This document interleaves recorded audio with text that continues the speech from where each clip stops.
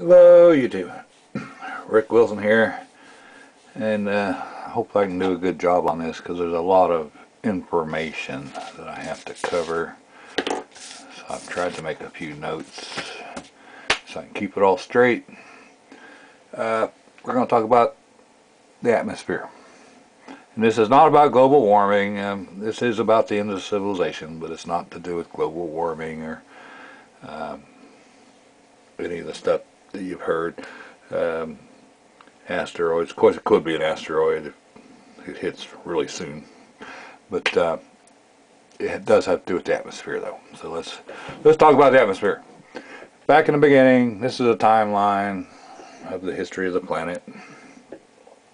Back in the beginning, our atmosphere contained no oxygen, none, zero, no oxygen.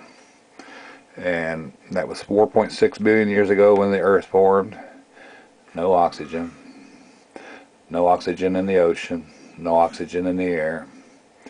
3.8 billion years ago, the first life forms in the ocean. Now, the first life did not breathe oxygen. The first life was anaerobic bacteria. It lived on the volcanic vents and things that are on the bottom of the ocean and didn't need oxygen. It survived off the energy and the sulfur and the chemicals coming out of the earth. And then 2.7 billion to 1.8 billion, the evolution of photosynthesis occurs, and that's when the same anaerobic microbes that were at the bottom of the ocean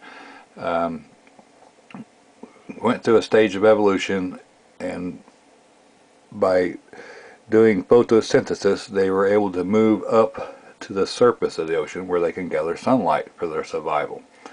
And in the process of photosynthesis they produce oxygen, and you can see as these things flourished, the oxygen level in our atmosphere started to rise. And back then the oxygen level, even though there was now oxygen in the atmosphere, it was only between 1 and 5% of the oxygen level today. And in the ocean still had no oxygen and no iron, no hydrogen sulfide. The oxygen was in the air. And then 580 million years ago, these things just have been, for millions of years, they've been producing the oxygen, and now the oxygen levels have risen to 15% of what it is today. And then 575 million years ago, the first animals appear in the deep oceans, and the ocean is now oxygenated. There's oxygen in the air and in the ocean. And 543 to 490 million years ago, let me move my camera around a little bit, the Cambrian explosion occurred where life multiplied and crawled out on land, and the oxygen levels just kept rising and rising to present day. And at present day, Wikipedia says that it's 21%, but it's actually slightly less than that today, and that's what we're going to talk about. Let me move. Now, they know the oxygen levels from the past by studying amber, the tree sap. They can look at the the bubbles that are trapped in the amber millions and millions of years, and then they can drill into these bubbles and see what the ancient atmosphere was like, and they know the different concentrations. Now, the ancient man, the prehistoric man, like 10,000 years ago, breathed a heavier concentration of oxygen than what we do. Let me move to the next. Let me find it here. And move my camera around. And let me blow this up a little bit. And this is what the air looks like today. It's 78% nitrogen, 21% oxygen, and then it has some trace gases of argon and carbon dioxide that we breathe out. And but 10,000 years ago, the oxygen level was much higher. Our ancestors probably breathed around 25% oxygen. And then back in the dinosaur era, oxygen levels reached 35%, 40%. And which is also why when you see some of these fossils, like the huge bugs, the huge dragonflies, they had humongous bugs back then, and it's because of the oxygen levels were much higher. You can't have a giant bug like that in today's oxygen level of our atmosphere. So back then there was twice the oxygen in the air that there is now. So you could have some really big bugs, and that's why you've seen big things, a lot of big things back then. But then the Industrial Revolution happened, and man started burning fossil fuels. And the problem with burning fossil fuels, now, you know, normally when they talk about burning fossil fuels, they're talking about CO2 going into the air and global warming. That's not what we're talking about here. We're talking about oxygen, the stuff we breathe. For every 100, when you burn something, it doesn't matter what you burn, you know, paper, wood, gasoline, you know, propane, doesn't matter. For every 100 atoms of carbon that you burn, you consume 150 atoms of oxygen. So just think, we're constantly burning. Our cars are burning gas, our homes are heated by burning stuff, the power plants are run by burning coal, especially in the upcoming industrial nations like China. I mean, they're burning so much coal, and they're consuming oxygen. And now the wiki says the oxygen level is 21%, but it's actually less than that now. It's gone down in recent years, and in some places where there's a lot of industry and cities, in a lot of the cities, the oxygen level can dip down to 15%. Now once you get down below 16%, you start suffering from oxygen deprivation, which just makes you act a little stupid, which might explain a lot of things that are happening nowadays in the cities. Maybe some of the stupid things we see are just people, they're not getting the oxygen that they need to think clearly, because when you watch the news, you can see there's a lot of people not thinking clearly nowadays. But this could be part of it. But in industrial areas, you know, it's dipping down to where it's starting to have an effect on health. Once you get down below 15% oxygen too, your immune system goes. You start, you can die from diseases that wouldn't normally kill you, and all this is just going to get worse in the future. And I'll show you some graphs about that here in a second. Because we're not going to stop burning stuff. We're just going to keep using up the oxygen. And the oxygen is replaced by, you know, plants, trees, and we're cutting them all down. The forest cover now, compared to 200 years ago, it's about half what it used to be. So the plants are producing about half of the oxygen that they used to produce.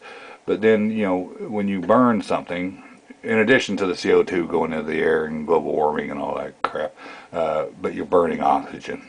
And it doesn't matter what you're burning. It can be coal, petroleum, natural gas, wood, paper, I don't care.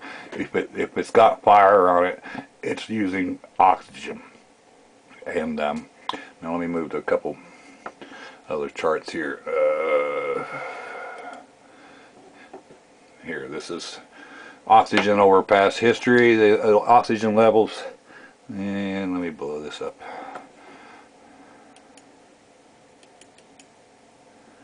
Where you can see it. There we go. And as I said, in the beginning there was no oxygen, and then the plants happened and they started producing oxygen. Back in the dinosaur time, there was a whole bunch of oxygen, and then it dipped, and then it rose again, and this is down to present day here. But you can't really see the last couple hundred years. Would just be a little speck here. You can't really see that, but let me show you some other graphs here. This is the Cape Grim Observatory, and they've been measuring since 1990, and this one stops at 2008. But this is the oxygen in the air, and you can see what's happening. It's just dropping and dropping and dropping. And here is the Scripps Pier in California, and it's measuring the same thing.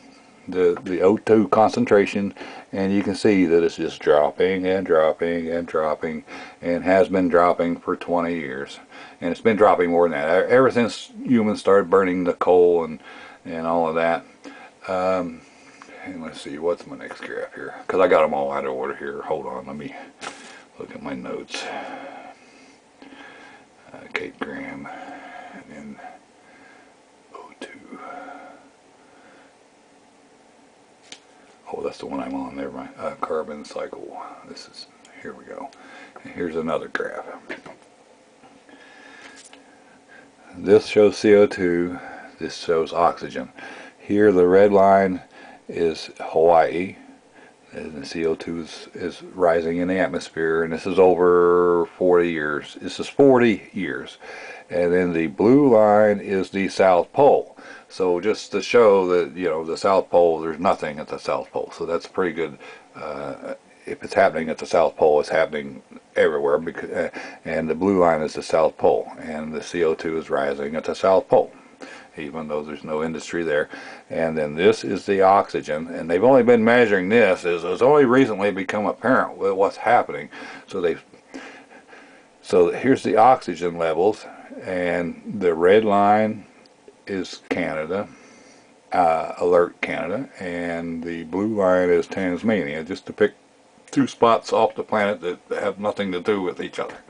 And so you can see that it's happening everywhere. And let me move my last chart here.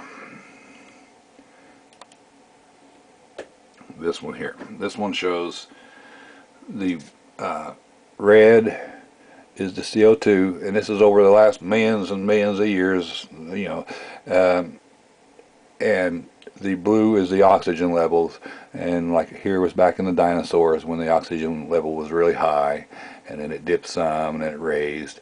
But what's important, and you can't really see it, it's just the last 200 years. Look at this big dip clear down to here. Do you see anywhere throughout history that the oxygen level of our planet has gotten as low as it is right now, right here? And it's going to keep dipping. It's not going to affect me in my lifetime. If you have a child that's born tomorrow and he lives to be 100, he may die of something that he wouldn't have died of because of his immune system being weak because of the low oxygen levels at 100 years from now. And then his children, they'll be lucky if they can survive at all. Once you get down to 8% oxygen, things can't survive. Now humans will probably survive no matter what, because I can see it coming. You got gas lines that pipe gas into all the homes and things like that. They'll never be able to, replace all this oxygen in our atmosphere, but they could pump oxygen through gas lines to your home and keep enough oxygen in your home to keep you alive. I can see that. You'll get a monthly oxygen bill right along with your propane bill and your electric bill. And the poor people just don't breathe so easy. But I can see it all happening. The people on submarines, they got machines that break water into hydrogen and oxygen, and they put the oxygen back into the air. So there are ways for humans to survive, but the bulk of civilization is going to collapse and it's not going to. You're not going to stop it. It's about like global warming. You can't get anyone to. You don't even hear about this. Actually, you don't even hear about this. So anyway, that's it. This is what I see. This may not be what causes the end of civilization. I ain't saying it's the end of the world. I've had a couple people say that this video was going to be about the end of the world. I didn't say the end of the world. I said the end of civilization. There's lots of animals and lots of critters out there that can survive on low oxygen.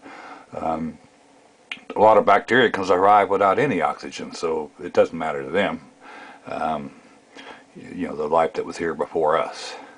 The lower forms of life, the smaller forms of life that don't need as much oxygen, the things that don't move around a whole lot, that don't consume a lot of oxygen, those things will all survive. It's us.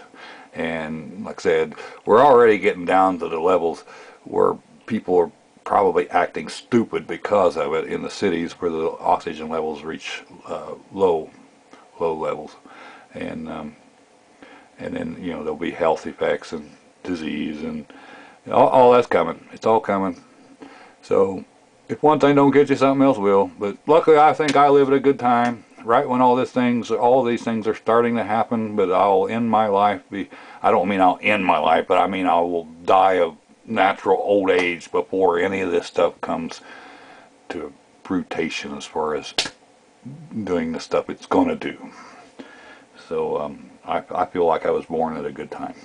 Anyway, that's my. Let me look through my notes here, see if I left anything out here. Just yeah.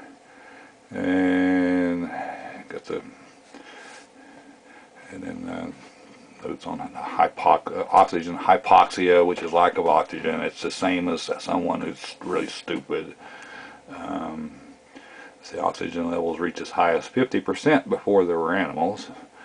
And then right now, oxygen level reaches 12 to 17% in some cities, causing poor health, poor judgment, poor immune system, and disease. I think I pretty well. I made my notes, but I pretty well think I remembered and covered just about everything. Alright, well that's it. See y'all later.